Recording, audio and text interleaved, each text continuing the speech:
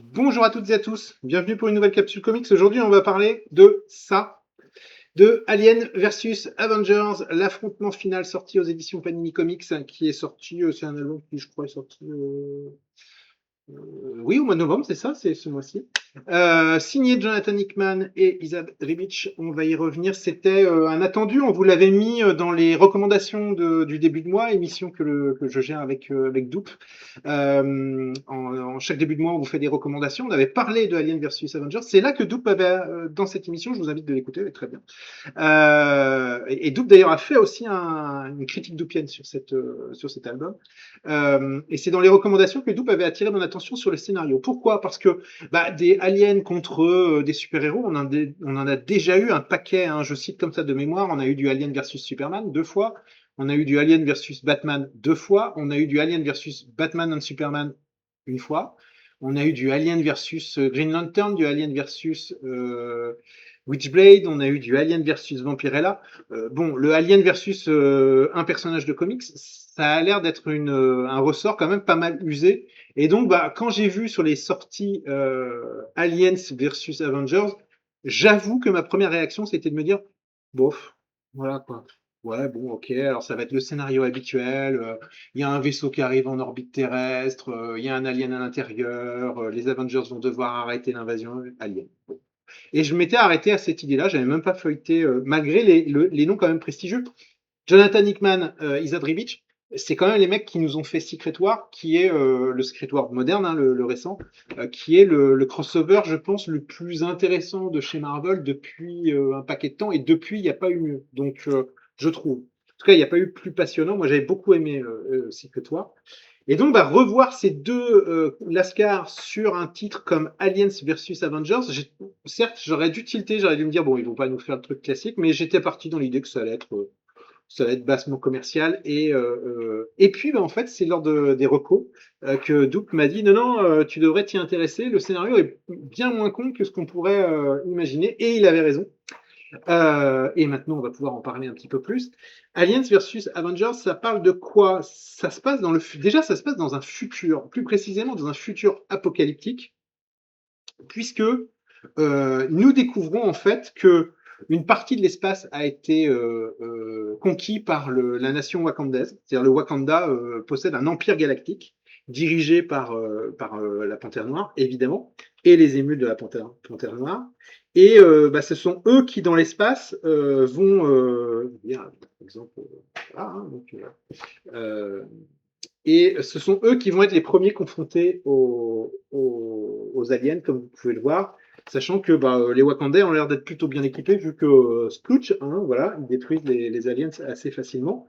Mais T'Challa comprend donc que le problème, c'est que la Terre est menacée, puisque comment dire, la Terre a été menacée, a été conquise. En quelques années, la Terre s'est faite entièrement envahir par les aliens. On ignore au début de l'histoire pourquoi, j'éviterai de vous spoiler. Et ne reste donc plus que une poignée d'habitants, de survivants qui vivent dans des bastions, dans quelques bastions, ah, notamment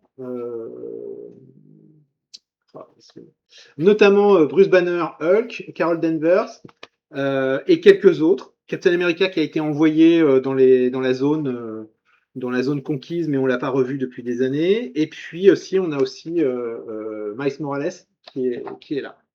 Et puis il y a Valeria qui revient, Valeria, la fille des 4 Fantastiques, qui ont eux aussi disparu. Et elle est persuadée qu'elle peut trouver une solution et sauver l'humanité, enfin sauver la Terre.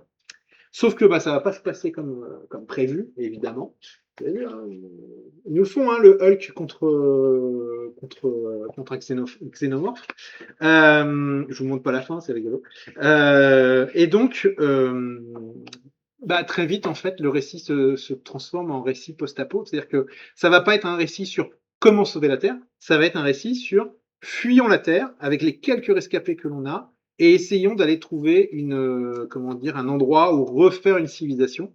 C'est Tony Stark qui lance l'idée. Il dit, écoutez, on n'arrivera pas à sauver la Terre, les aliens l'ont envahi. Avons-nous vaincus et quittons la Terre à bord d'un vaisseau, exilons-nous dans l'espace, on passe par Mars pour récupérer les quelques mutants qui sont sur Mars, parce que les mutants ont quitté Krakoa et se sont installés sur Mars. Et le plan de Iron Man, c'est donc de passer par Mars pour récupérer les mutants qui veulent les suivre et trouver un autre endroit pour reconstruire une civilisation. Voilà un petit peu le principe. C'est-à-dire que, vous voyez, rien que dans le pitch, on n'est pas dans une histoire de super-héros. On est bien dans une histoire de science-fiction dans laquelle nous avons de vieux super-héros qui survivent. Voilà. Et je dirais même pas qu'ils réussissent à gagner, parce qu'ils sont plus en mode survie. Bon, voilà un petit peu pour le pitch. Je vais pas trop vous le dévoiler. Je vais essayer surtout de pas trop vous montrer. Faudrait que je fasse gaffe. Pas trop vous montrer certains antagonistes parce que ça serait dommage. Jonathan Hickman, il a les coups des franches. Il a 4 épisodes pour nous raconter cette histoire. Alors il y va, hein, il y va à fond. C'est une histoire de science-fiction. Il y a, comment dire, il y a du vaisseau spatial, il y a de la conquête spatiale, il y a de la réflexion sur qu'est-ce qu'on fait pour sauver l'humanité des aliens et pas sauver la Terre. Et donc il y a tout un design très très futuriste qui marche bien. Les héros sont fatigués, ils sont vieux. C'est ça que j'ai bien aimé aussi. Et on y croit. C'est-à-dire que c'est pas du vieux à la Batman Dark Knight Rises, vous voyez, où il va enfiler son costume et hop, il va se remettre à se battre. Non, non, là ils sont vraiment fatigués, quoi. C'est vraiment la goutte d'eau avant la fin en fait. Et ça rend super bien. C'est super intéressant. Et puis, Jonathan Hickman, ce qu'il fait, c'est qu'il intègre aussi le lore de Prometheus et de Alien Romulus, qui sont. Alors moi, j'adore Prometheus, mais je déteste Alien Romulus. Donc, mais il intègre les ingénieurs, il intègre les synthétiques dans l'histoire. Donc, il y a une vraie raison à leur présence, et ils font même partie en fait du plan général de cette histoire. Et c'est plutôt bien vu. C'est-à-dire que j'étais un peu réticent à l'idée de voir tous les synthétiques. Et en fait, ça marche très très bien. Là, je suis en train de le feuilleter et je me dis attention, c'est là qu'il faut que je fasse gaffe de ne pas vous montrer certaines choses. On va retrouver, évidemment, le voyage sur Mars va amener les survivants à trouver quelques survivants mutants aussi, notamment la reine Blanche, Emma Frost, et quelques autres mutants. Forcément, évidemment, notre Logan préféré. Il y a un petit côté, moi je trouve, non celle-là je vous la montrerai pas, il y a un petit côté Old Man Logan aussi, du fait du traitement post-apo et du fait que on soit dans un truc complètement perdu en fait, post-apo. Oui, on est dans la SF, il n'y a pas de souci.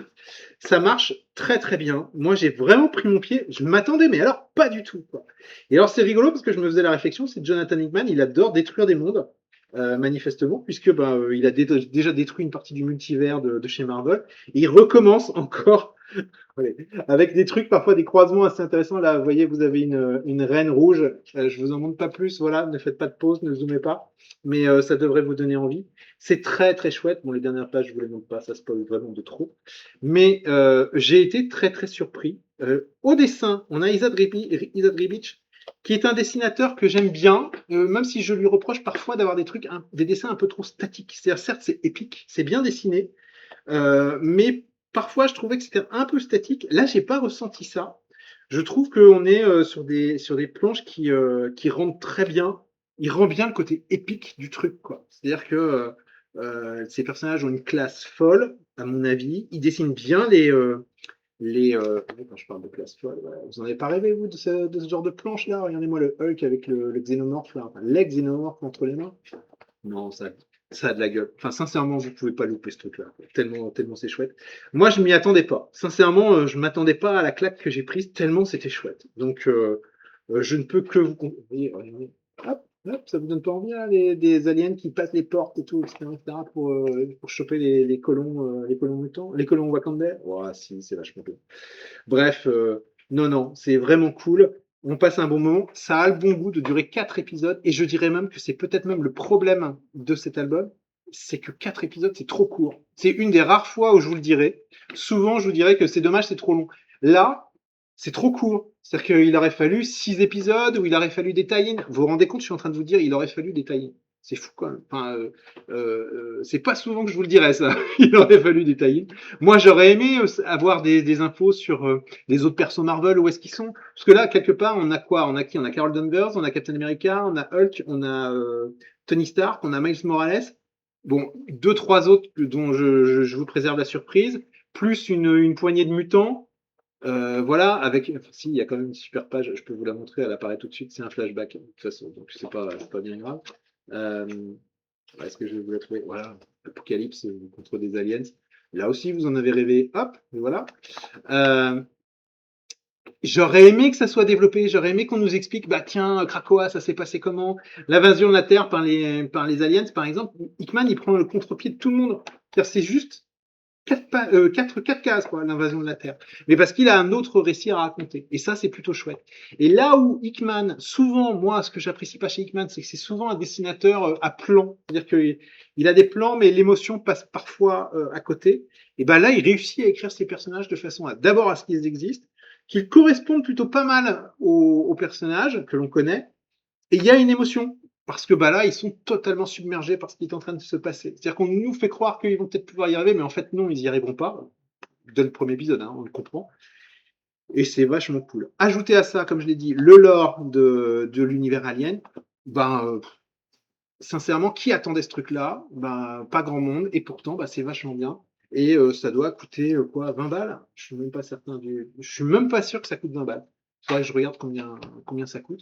Non, franchement, c'est très très conseillé. Regardez, enfin, pas mal quand même. Enfin, hein, voilà. Donc franchement, très très très très conseillé. C'est le crossover de la fin de l'année. Hein. Enfin voilà, cherchez pas, on l'a, c'est celui-là.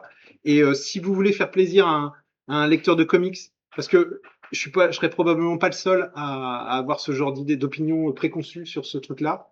Décidément, il va falloir que je me fasse des repères parce que je m'en sors pas à gauche, droite. Des lecteurs vont passer à côté de ce truc-là. Vous voulez faire un cadeau de Noël, machin? Allez-y, quoi. Ça va plaire. C'est du bon. Sur ce, je vous laisse. N'oubliez pas que nous avons plusieurs formats sur la chaîne Top Comics. Vous avez nos recommandations et là, on commence à arriver vers fin novembre, donc début décembre, vous allez avoir de nouvelles recommandations pour le mois de décembre. N'oubliez pas non plus maintenant le nouveau rendez-vous régulier de la chaîne. Je sais que les publications sont irrégulières, mais vous en avez un qui sera régulier, c'est les critiques doupiennes, où l'ami Doup revient vous faire ses comptes rendus de lecture chaque semaine le mercredi dès le matin. Donc n'hésitez pas à vous abonner à la chaîne, n'hésitez pas à commenter et n'hésitez pas non plus à me dire ce que vous en avez pensé de Aliens versus Avengers qui, à mon avis, vaut bien mieux que ce que l'on peut penser de prime abord. Sur ce, je vous souhaite une très bonne fin de journée, de très bonnes lectures, faites attention à vous, prenez soin de vous et lisez des comics, partagez-les, parlez-en autour de vous. Salut, ciao, ciao, bye, à la prochaine.